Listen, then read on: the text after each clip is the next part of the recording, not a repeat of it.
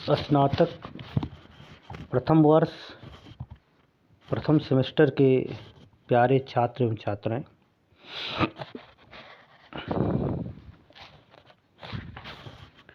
आज की कक्षा में हम महाकवि सूरदास के एक उद्धव गोपी प्रसंग से संदर्भित पद पर बात करेंगे। उसकी व्याख्या, उसके संदर्भ में बात करेंगे, क्योंकि आज कई बच्चियां, कई छात्राएं इस पद को लेकर के अपनी समस्याएं बता रही थी।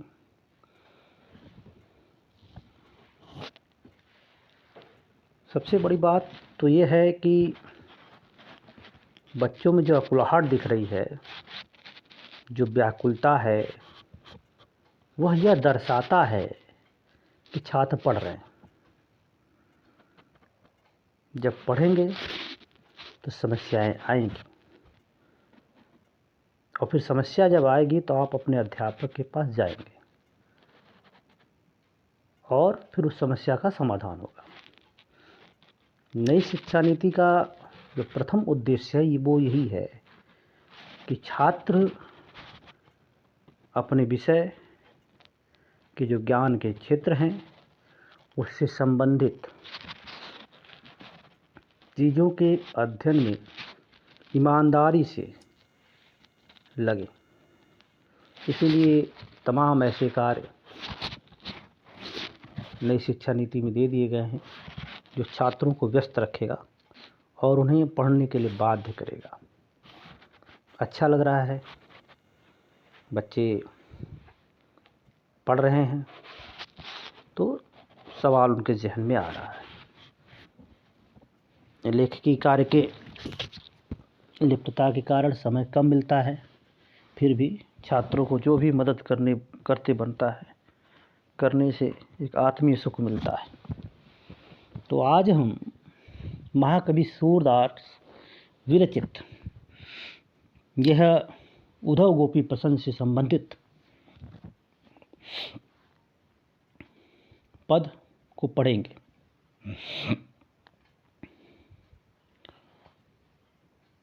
पहले ये जान लीजिए कि जो रचना है वो पद शैली में लिखी गई है। पद ये गे लयात्मक छंद होता है, गाया जा सकता है। सूर्य के संदर्भ में कहा जाता है कि वो श्रीनाथ के मंदिर, जो गोवर्धन पर्वत पर स्थित मंदिर है, वहाँ पर हरि के पद गाया करते थे। उन्हीं पदों में से ये पद है। आयो घोष बड़ो व्यापारी, व्यापारी है, कहीं व्यापारी मिलता है, ब्रजभाषा है। खेप लाद गुरु ज्ञान जोग की, ब्रज में आन उतार, फाटक दय कै हाटक मांगत, भोरी निपट सुधारी, धुरही तो खोटी खायों हैं, लिए फिरत सिर भारी, इनके कहें कौन डहकावे, ऐसी कौन अनारी, अपनो दूध छाड़ी को पीवो, खार कूप को बारी, उधो जाहु सवार हाँ तैं, बेग गहरू गंजनी लावहु, मुख मांगे पैहो सूर प्रभु, साहु आन दिखावहु। बहुत प्यारी पंक्तियां हैं।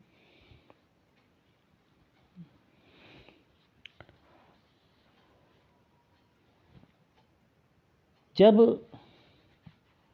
गोपियां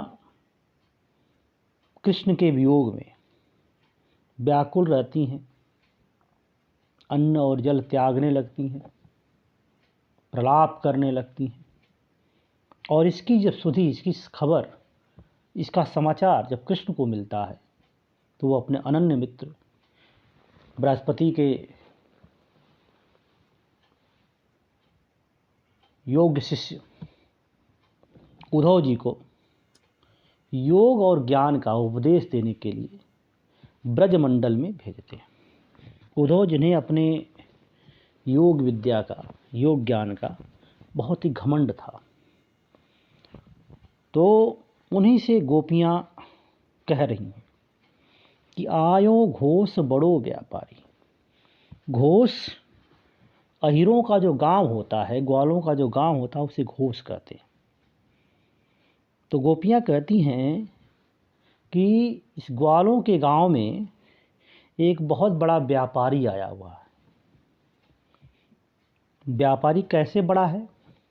क्योंकि वो कुछ लेके आया है। क्या लेके आया है? खेप लाद गुरु ज्ञान जोग की। खेप, जैसे जब आप, देशज भाषा का शब्द है, जब आप किसी वस्तु को लाते हैं तो उसका पूरा हिस्सा आप नहीं ले आ पाते हैं, तो थोड़े थोड़े हिस्सा ले आते हैं जो, तो उसे एक एक खेप के रूप में जाते हैं। यानी थोड़ा आया है बाकी। खेप लाद के मतलब एक गाड़ी में लाद करके ले आया है। क्या ले आया है? गुरु ज्ञान जोग की। यहाँ पे गुरु जो शब्द है उसके दो अर्थ लिए जा सकते हैं। एक तो गुरु का अर्थ होता है बड़ा, श्रेष्ठ, तो श्रेष्ठ ज्ञान। कौन सा ज्ञान? योग का। योग यहाँ पर योग ब्रजभाषा में ज का य हो जाता है, य का ज हो जाता है कि ब्रज में आने उतारी। एक अर्थ तो ये हो जाएगा कि जो ज्ञान, योग के ज्ञान का जो बड़ा और श्रेष्ठ ज्ञान है उसकी खेप लेके आए। और दूसरा, जो उन्हें अपने गुरु से ज्ञान मिला है, कौन सा ज्ञान मिला? योग का, उसी की खेप लेके आए। तो दो संदर्भों में, दो अर्थों में इसको हम ले सकते हैं। एक तो गुरु द्वारा दिए हुए ज्ञान के संदर्भ में, और दूसरा अर्थ श्रेष्ठ ज्ञान के संदर्भ में। ब्रज में आने उतारी। तो गोपियाँ कहती हैं, उद्धव योग ज्ञान के खेप लेकर के आज इन ग्वालों के गांव में आए हैं, ब्रजमंडल आए हैं, और उसे उतार दिया है। उतार देने का अर्थात वो बेचने के लिए तैयार है। व्यापारी व्यापार करता है, बिजनेस करता है, धंधा करता है। अब व्यापार क्या हो रहा है? व्यापार में एक नियम होता है, विनिमय का नियम कहते हैं, वस्तुओं के आदान प्रदान का नियम। प्रारंभिक अवस्था में जब हम अर्थशास्त्र पढ़ते हैं तो देखते हैं कि वहाँ पर वस्तु विनिमय प्रणाली लागू है। जैसे आज आप किसी वस्तु को खरीदते हैं तो धन देते हैं, एक मानक मुद्रा देते हैं, पैसा देते हैं जिसे आप कहते हैं, जिसका एक मूल्य गवर्नमेंट द्वारा, सरकार द्वारा निर्धारित होता है। प्रारंभ में ऐसी व्यवस्थाएं नहीं थी, ऐसा मानकीकरण मुद्रा का, धन का नहीं हो पाया था, या ऐसा कोई साधन या ऐसा कोई माध्यम नहीं बन पाया था जिससे सरलतापूर्वक आप किसी चीज़ को खरीद सकें। इसलिए वहाँ पर वस्तु विनिमय ज़्यादा लागू होता था। कोई वस्तु दी जाती तो उसके बदले में कोई वस्तु ली जाती थी। यहाँ पर फाटक दय के हाटक मांगत। फाटक होता है फटकन। जब आप किसी भी वस्तु को फटकते हैं, किसी भी खाद्य पदार्थ को जब आप फटकते हैं, और फटकने की क्रिया इसलिए की जाती है क्योंकि उसमें जो अपशिष्ट पदार्थ होते हैं, जो खरपतवार होते हैं, जो अनावश्यक तत्व होते हैं, उनको वो बाहर निकल जाए। जो अमूल्य होते हैं, जो निर्मूल्य होते हैं, जिनका कोई मूल्य नहीं होता है, बेकार होते हैं। तो फाटक दय के हाटक मांगन। हाटक माने होता है स्वर्ण, पूरा फटकन, यानी कूड़ा कचरा दे करके हाटक मांग रहा है, स्वर्ण मांग रहा है। यहाँ पर फाटक जो प्रतीक है वो है योग ज्ञान का, योग साधना का, और जो निर्गुण ब्रह्म है, यहाँ योग से तात्पर्य निराकार ब्रह्म की उपासना से है। सूर्य के यहाँ निराकार ब्रह्म की उपासना के लेकर तमाम बातें हैं, जैसे निर्गुण कौन उपदेश को वासे, को है जनक कौन है जननी, को नासी को दासी, या फिर ऐसे बहुत से छंद मिल जाएंगे आपको। आगे बात करते हैं। भोरी निपट सुधारी। वो हमें निपट और गवार समझते हैं। धुरही तो खोटी खायो हम, लिए फिरत सिर भारी। धुरही तो खोटी खायो हैं। धुरही आरंभ को कहते हैं। खोटा खाया है, लिए फिरत सिर भारी, और उसको अपने सिर पर लेकर के घूम रहे हैं। अनावश्यक वस्तु को अपने सिर पर लेकर घूम रहे हैं, अपने अर्थात भार। आवश्यक वस्तु के वजन को भार नहीं मानते, अनावश्यक है तो उसे भारी मान लिया है। इनके कहे कौन डहकावे, ऐसा कौन अनारी। इनके कहने मात्र से कोई कैसे डहका देता। हमारे यहाँ डहकाना अर्थात गिरा देना। किसी तरल पदार्थ को गिराने के संदर्भ में डहकाना शब्द प्रयोग किया जाता है। इनके कहे कौन डहकावे, ऐसे कौन अनारी होगा जो इनके कह देने मात्र से ढका देगा, गिरा देगा। क्या गिराना है? अपनो दूध छाड़ को पीवो, खार कूप को पानी। अपना जो दूध है, अपनी गैया का जो दूध है, क्योंकि सूर के सारे पद जो हैं गोसाचारण संस्कृति के इर्द गिर्द हैं। गाय, ग्वाल, गोपाल, गोपी, इन सबके इर्द गिर्द सारे, चाहे प्रेम हो, चाहे उपालंब हो, ज्ञान हो, सब में ग्वाल गाय दिखेगी। गोचारण संस्कृति के मध्य ही सारे क्रियाकलाप दिखते हैं। इनके कहे कौन डहकावे, ऐसी कौन अनारी। अपनो दूध छाड़ को पियो, खार कूप को खारे कूप। ऐसे कुएं का पानी जो खारा है। अर्थात जो कृष्ण के जो प्रेम है, जो सगुण भक्ति जो है, उसे वो दूध की तरह कह रहे हैं, और निर्गुण ब्रह्म को, निराकार ब्रह्म की उपासना को खारे कुएं की से उपमा दे रहे हैं, समानता स्थापित कर। ऊधो जाहि सवार हों तो, बेगी गहरो जनी लाभ हूँ। मुख मांगो पै सूरज प्रभु,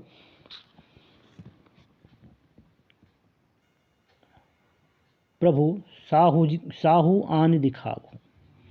तो उद्धव जी जाइए, आप जाइए, सवारिए, बेग गहरू। आगे की पंक्तियां जो हैं, इसमें शर्त है। ये तो कहते हैं कि आपका सारा धंधा हमारे समझ में आ गया,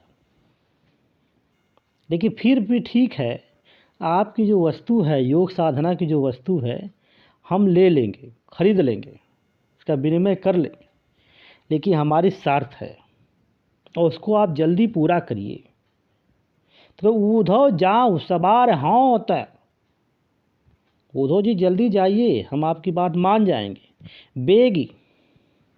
बेगी सवारो, यानी सवार का अर्थ होता है सवार यानी शीघ्रता से। बेगी गहरू जान लाभ, गहरू विलम्ब न कीजिए, विलम्ब करनी, जल्दी जाइए और लाभ हो मन ले आइए। किसे? मुख मांगे पै हो सूरज प्रभु। कह रहे कि मुख मांगे, जो आप मुख से मांगेंगे वो आपको मिलेगा। आप जो मांगेंगे वो हम आपको देंगे। बस एक शर्त है, क्या? साहू ही आन दिखाओ। जो आपका साहूकार है, जिसने आपको योग साधना की जो खेप लेकर के भेजा है, उसको लाइए और हमको एक बार दिखा दीजिए। अपने साहूकार से हमको मिला दीजिए, जिसने आपको भेजा है कि जाओ ब्रजमंडल में जाओ, ग्वालों के गांव में जाओ, गोपियों को ये जो योग साधना का जो धन है उसको बेच आओ, दे आओ। तो हम ठीक है, आपकी सब बात मान जाएंगे, ले लेंगे, बस आप उस साहूकार को ला कर मिला दें। अर्थात तो कृष्ण कहा जाता है कि जो उद्धव सूर की जो गोपियां हैं वो बहुत वाक्पटु हैं। रत्नाकर की गोपियाँ जो हैं वो भावुक ज़्यादा हैं, जबकि सूर की गोपियाँ में बौद्धिक तत्व ज़्यादा है।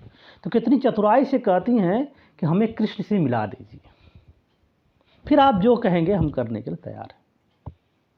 अर्थात जो अभिष्ट उनका है, जो आराध्य है, जिसको वो पाना चाहती हैं और जिसने उद्धव को भेजा है, अंततो गत्वा अपनी ही वो शर्त, अपनी ही बात पे लेके जाती हैं। और ऐसी अवस्था में उनके लिए कोई जवाब दे पाना संभव नहीं होता है।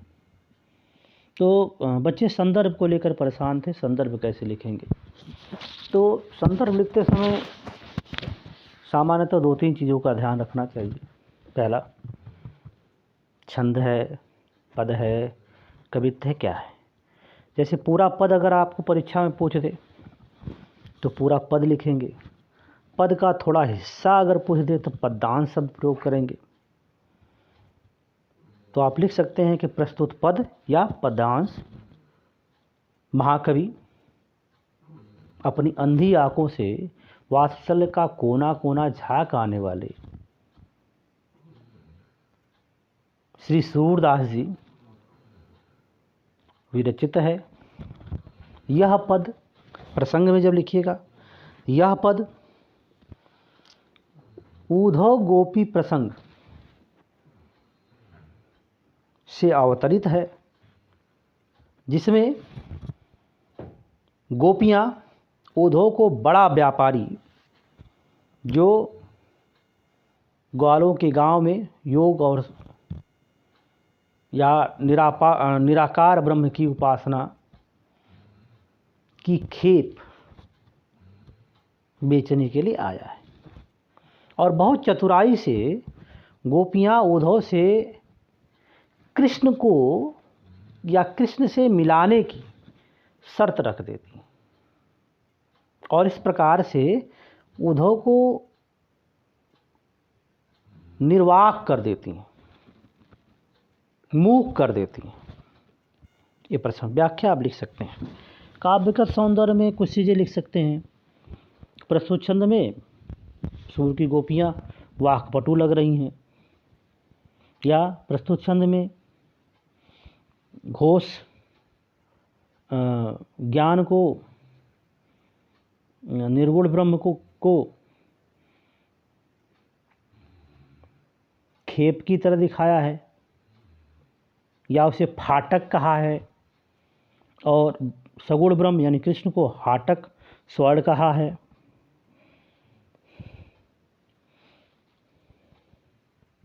या खारे कुएं का जल कहा है निराकार ब्रह्म को, या मीठा दूध सगुण ब्रह्म की उपासना कहा है। छंद में आप पद लिख लेंगे, ठीक है।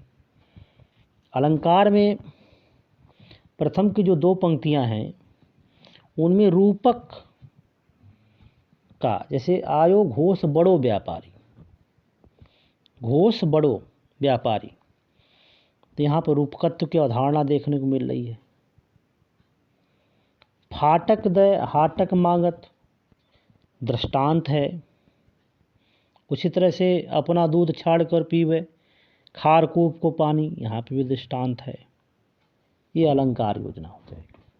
भाषा साहित्यिक ब्रजबोली है, सरस है, गेय पद है, यही सब आप इसमें लिख सकते हैं। और मैं समझता हूँ आपकी समस्या सॉल्व हो गई होगी।